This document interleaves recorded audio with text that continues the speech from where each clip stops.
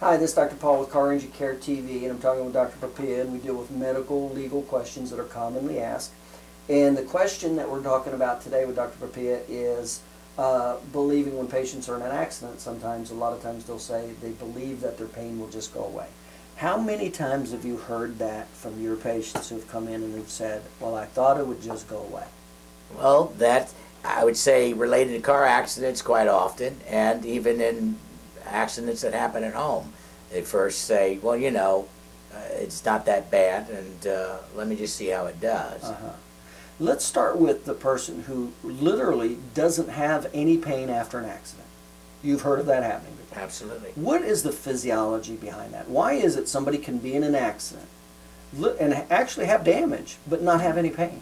Well, when you're talking about connective tissue, especially if we're talking about spine and the joints of the spine, you can have injury, let's say, in ligaments. And believe it or not, ligaments are not endowed with, you know, a lot of pain fibers, okay, as compared to muscle tendon type tissue.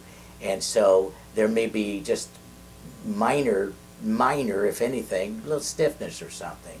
And so an individual doesn't recognize that tissue has been torn, and that the body, quote, immediately when that happens, you're going to have a little bit of inflammation depending on how much tissue is involved and how much of the renting or the tearing of the fibers. Now, what about this term called endorphins? I've heard this, you know, people talk about, well, I don't feel pain sometimes because of endorphins. What's that about? Well, you have hormones that are kind of like, I guess you would say, protectors to try to make you feel good, and endorphins are part of what's released by the brain in the case of some of these injuries, just like adrenaline is released to, you know, when you're excited or you get hurt, that your heart starts beating faster and stuff like that. And so is that a lot of times what's responsible when somebody actually has an injury and they don't feel pain? Well, the endorphins? absolutely. Yes. And how long will that last typically? When somebody is in an injury and they don't feel pain, how long will that typically last, the endorphin effect? Well, from my experience, and I'll have individuals tell me that, you know, they felt good for a few days and then they started to notice a little bit, it could be a minor symptom, a little stiffness, and then it got a little bit more achy, and then I don't know what happened, but I didn't do anything, and it may be a week or two later. But so in my case, I think I've seen usually a few days. So a few days, and then they start noticing it to some degree. Have you also noticed that they start noticing it more when they start to do their normal activities? Yeah. Instead of not do anything, Right. they actually start to try to play golf or do their job, and now they really notice it. Have you Right. experienced that? Yes. Like, I'll have some that, let's say, that had the accident, let's say a Friday, okay? And over the weekend, they didn't feel too bad. And then, you know, they'll say after the week is started and they have to do certain jobs, whether it be manual jobs or even a computer job where they have to sit, and all of a sudden they start noticing a considerable amount of discomfort because they're using the tissue, the part of the area that was injured. Now they're putting a demand on it, and it's been injured, and it'll start to talk to them. That actually makes sense. I never thought of that if somebody was injured on a Wednesday, Thursday, or Friday, and then they didn't have to work for a few days, and then they go back to work Monday or Tuesday, and then there you are. And so that's about 5 days maybe in total after that. Do they correlate it a lot of times? Do they, you know, if somebody has it in an accident, will they in their mind, will they know that it was from the accident even though they felt no pain after the accident? In many cases they don't. They don't put it together. I mean, you see that often with them doing something, and I mean, whether it be car accident or even other type traumas, in that they in turn, because they didn't feel anything, they have no idea, why did this all of a sudden I have this kink, I can't move my neck, or I got sharp pain in there, and they don't relate it to that. And of course, when you start talking with them, and, you know, you can bring it together for them.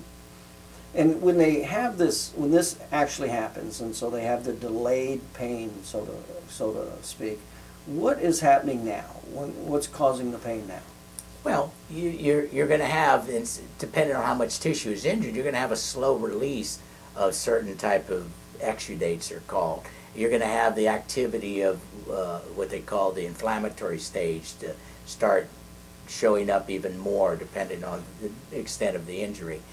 You got all kinds of stuff that's going to that area, like collagen, which is protein that helps to actually form scar tissue in those regions.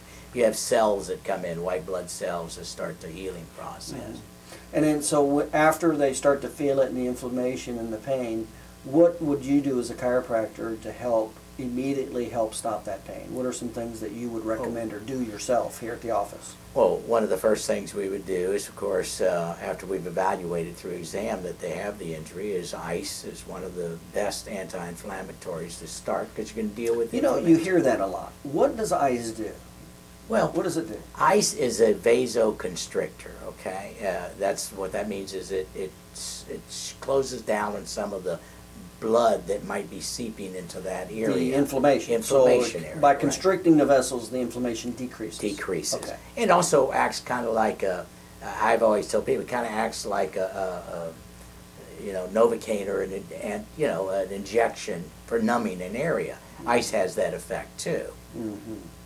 And so what else would you use to help in your office to help relieve pain from somebody who's been in an accident? Okay, we use, initially on a case like that, we would use an electrical muscle stim, an interferential it's called, to help reduce the pain fiber, the pain muscle type fiber that they experience from that tissue being injured. Mm-hmm.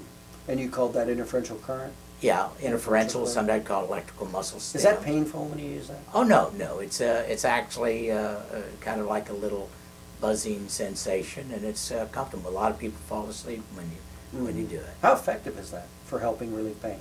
Well, to most patients, they say they feel much better. I can't give you a percentage, but they always feel better. They talk about, oh, I feel a lot looser, I don't feel as much pain. So pretty quick, you notice. Yeah, within that visit. And then besides ice and interferential current, what else would you use to help decrease somebody's pain?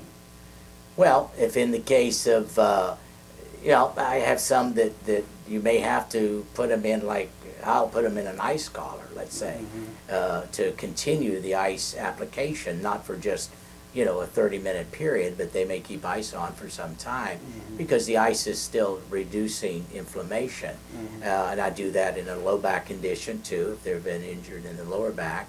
Might put some form of a little elastic support that may hold the ice in the back to keep that ice against the areas of inflammation in the back. And I know you do massage in your office. Will massage help with inflammation? Yes, it is. It may not be used instantly. It's used definitely within a certain period of time after you've gotten some of that inflammation down.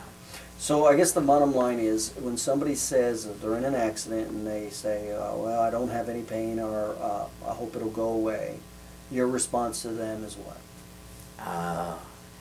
I would be checked, be thoroughly examined, evaluated to see, because there's things that you may not know are there, but a proper exam will bring that out. So if somebody was in an accident, they didn't have any pain, and they came to you, you could test the ligaments, the tendons, the joints, the muscles, the cartilage, the nerves. You could test all that anatomy to see if there was any damage at all. Absolutely, that's what we do. Okay, all right, good. All right, so that's the answer to if you haven't had any pain or you thought maybe it'll go away. And again, this is Dr. Papia. You can get 50 more videos of common questions and answers regarding automobile accidents, and actually several tips on how to avoid the most common mistakes. You can pick those up at papiachiropractic.com. Look under the auto accident banner right there. It's papiachiropractic.com/auto accident. Head on over there and pick those up, and we'll see you over there. You take care. Bye.